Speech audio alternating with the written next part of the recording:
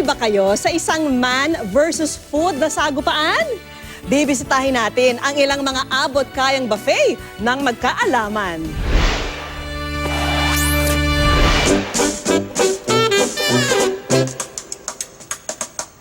Yeah, push it! Push it! Push! Ay! Naku, magpapasko na naman. Dapat talagang sexy na ako. Pero, bakit ganun? Di ba dapat pagpasko parang cheat month?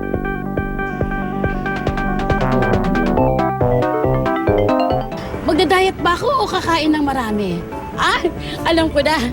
Magja-jogging na lang ako. Pupunta ako dun sa mga restaurant na nabalitaan ko na Andy. Ah, naku, dali. Sama kayo sa akin ha. Maki-Andy kayo ha. Jogging in place. Jogging in place. Una kong narating ang kainang ito sa BF Homes, Parañaque, kung saan bida ang mga pagkaing sariling atin. Iba't ibang Pinoy dishes ang nagpapatakam sa mga customer nila rito. Pero ang talagang binabalik-balikan ang kanilang unlimited refill system. Napansin namin na parang nabibitin ang isang tao pag umorder, lalo na pag pamilya. Parang gusto nila mag-solo-solo ng kinakain nila. Napansin na rin namin na baka magandang idea na maglabas ng mga unlimited na items. May 4 na klaseng putahe ang kasama sa offer na ito. Nariyan ang sisig, calamares, bagnet, at ang specialty ng resto na sinigang na may choice of salmon at liempo. Ang bango. Grabe. Ano kayang uunahin ko dito? Okay, sinigang muna. Actually, ang mga sinigang namin dito are more traditional rather than modern na sinigang. Ang mga ginagamit namin ay mga pampaasim na regional, kumbaga. Nahahanap lang sa mga iba't ibang lugar sa Pilipinas. Ang sarap talaga ng salmon. Tsaka yung gulay nila, hindi yung labsak. First time ko kasing maka-experience ng ganito, yung Andy Sinigang. So, kung ordering ko salmon, pwede akong mag-Andy salmon. Tingnan mo yung salmon nila, Di ba? Order ako, pa-refill ako, padagdagan ko ng salmon. Hala! Sige! Ubusin! Naku, ubos na. Ay, ate, pwede po bang pa-refill? Padagdagan po ng salmon tsaka sabaw. Pati gulay na rin po, ha? Thank you. Meron na agad? Wow! Ang daming salmon. Ang kanilang Anli Sinigang na salmon nagkakahalaga ng 249 pesos. Dumako naman tayo sa calamares. Yan. Mahihindian mo ba to? Square rice. Hindi na kailangan dito ng kutsara tinidor. Ging. Ang malambot at malinamnam na calamares, tinitimplahan muna ng asin at kalamansi. Tsaka nilalagyan ng coating at piniprito sa mainit na mantika. Paano ba namang hindi mapaparami ang iyong kain? Aber! Isa na lang. Ano? Ate, pwede po bang pa-refill? Yan, makikihingi na rin po ng mayo ketchup. 290 pesos naman ang kada order ng Andy Calamares. Sinigang, panalo. Calamares, winner. Ito na, sisig.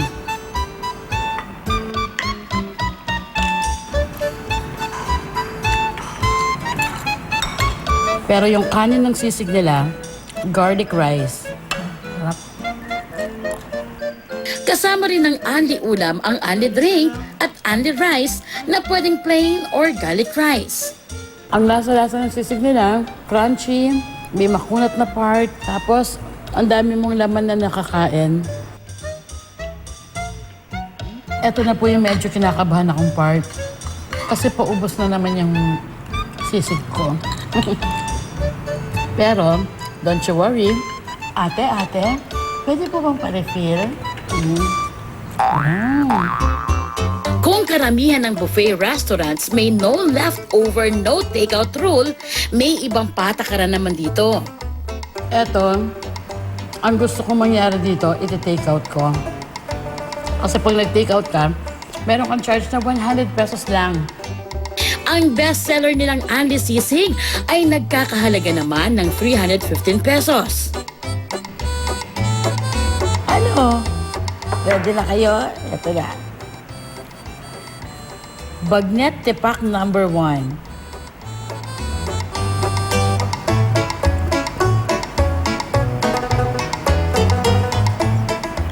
It melts in your mouth. Grabe! Alam mo, pag ginanon mo, hindi mo na kailangan ng kutsilyo o katalidor, oh. Malambot na, malutong pa. Perfect itong kainin with the lechon sauce.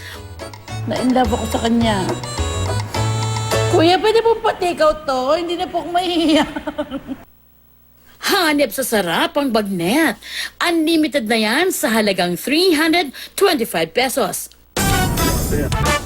Dito ko naman sa San Fernando, Pampanga nahanap ang aking cravings. Naku, papasok ba ako? Kaso parang dito pa lang kitang-kita mo na yung mga pagkain eh. Papasok ba ako? Papasok ako. Papasok ako. Akala nyo ha? Oh, ayaw akong papasukin. Ayun pala. Di tulad sa ibang buffet restaurant sa Pampanga, puro desserts and comfort food ang meron dito. Kapag kasi kumakain kami sa isang buffet, parang nagkukulangan kami sa desserts, parang gano'n. Sabi namin, why not mag-open tayo ng isang business na puro desserts naman yung ina-offer natin. Sa halagang 199 pesos per person, matitikman na rito ang iba't ibang flavors ng cake gaya ng chocolate at ube. Samut-saring mini and regular cupcakes. 3 klase ng pasta. Ang carbonara, spaghetti, at tuna pesto. At iba't iba pang sweets. Naku, umpisahan natin sa pasta. Medyo konti lang kukunin ko kasi sabi ko nga, I'm on a diet. Look at this. Carbonara. Siyempre, konti-konti lang para matikman lahat. Parang pang 2 subo lang, ha? Tapos, meron silang pesto. Yung pesto nila, merong tuna. Ay, naku, favorite ko to. Yan. Kuya, pwede po nga makikilagay lang po dun sa table ko, yung banda po sa gitna, ha? Tapos, baka po meron pa kayong isang plato? Thank you, ha, yan. Thank you.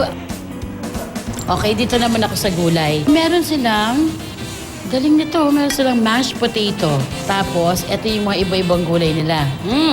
I like lettuce. Pag mayaman, lettuce. Pag on a budget, lettuce tiis. Meron silang pipino. Meron din silang chicken soup. Kuya, pasensya na po ha. May second plate. Pero pwede ko bang makikiana din sa table ko ha? Tapos isa, ay, alam mo na agad. Alam na niya agad. Dito naman, mukhang lahat na ng matatamis, name it, they have it. Brownies, butterscotch, cakes. Wow, grabe. Ano po kaya masarap dito po? Brownies. Yan. Alam ko na.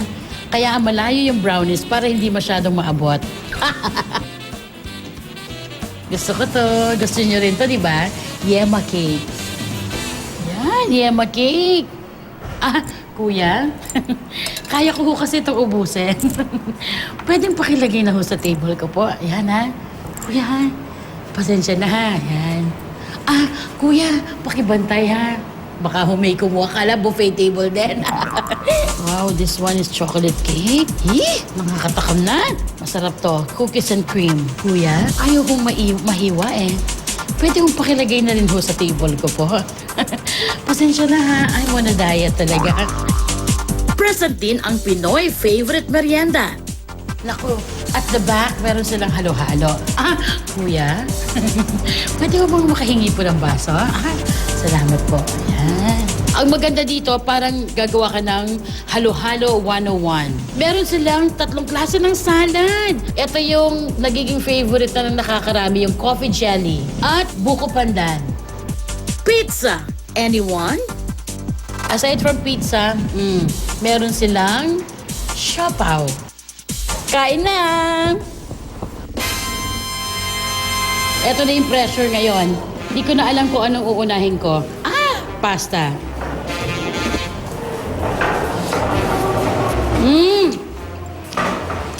Sabi ko na masarap to eh. Spaghetti. Look at that. Oh.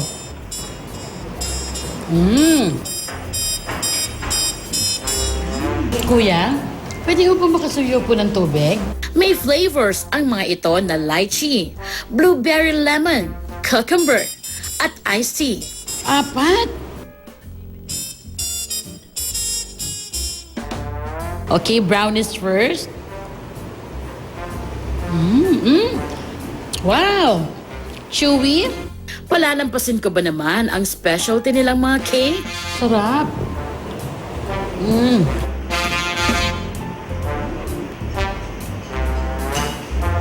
Para sa lahat na want to sawa yung kainan na walang pipigil sa'yo para ma-feel mo talaga na Paskong Pasko. Kung mas feel nyo naman ang romantic place, aba, pagsapit ng dilim, tumungo sa Alfonso, Cavite. Ang sosyaling kainan kung saan nag-o-offer sila ng Dine Under the Stars experience. Kompleto ang romantic setup na sinamahan pa ng colorful lights. We try to slow down people. Hindi nagmamadali para mas makita mo yung mas importante sa buhay. What we provide, yung venue, you are surrounded by trees under the quiet witness of the stars. And you are, again, like what I said, enjoying an unhurried sweet nothing, saying things that probably is really heartfelt. Kasama ng outdoor picnic style ng restaurant, grilled food din ang karamihan sa kanilang siniserve. At ang good news, unlimited din itong matitikman. Nangunguna sa mga pagkain nila ang grilled pork belly bacon strips, pork barbecue, at chicken kebab. Meron din silang anli pasta, pinaputok na fish fillet, tahong at sides na potato and corn. Isa ring paborito ang toasted marshmallow. Pwede ring umorder ng a la carte ng mga pagkain, gaya ng ipinagmamalaki nilang pansit buko at bibing crepe, o yung fusion na bibingka at crepe. Ang 2 taon ng magkasintahan na sina Gary at Veronica, first time makakain dito. Bukod daw sa sulit ang food choices, nagustuhan nila ang kakaibang konsepto ng restaurant. Nakita namin sa internet yung Mons Restaurant. Naisipan namin i-try kasi something new, bagong experience. Very romantic siya kasi kung gusto nila yung somewhere quiet, so mas okay dito. Open to the public ang 399 pesos Dine Under the Stars promo tuwing Friday and Saturday from 6 to 10 p.m. Pwedeng ipa-reserve ang lugar exclusively for your date o kung kayo naman ay group of 8 mula Linggo hanggang Huwebes. Ito na ang huling linggo ng kanilang promo para sa 2016. Magbabalik daw ito sa Enero o Pebrero sa susunod na taon. Depende sa demand ng mga tao. Kung agree kayo na ang Kapaskuhan ay panahon din ng walang humpay na kainan, aba, subukan na ang mga unlimited eats na aming napuntahan. At ang diet, pwede bang sa next year na lang? Kuya, pwede mo pa take out to?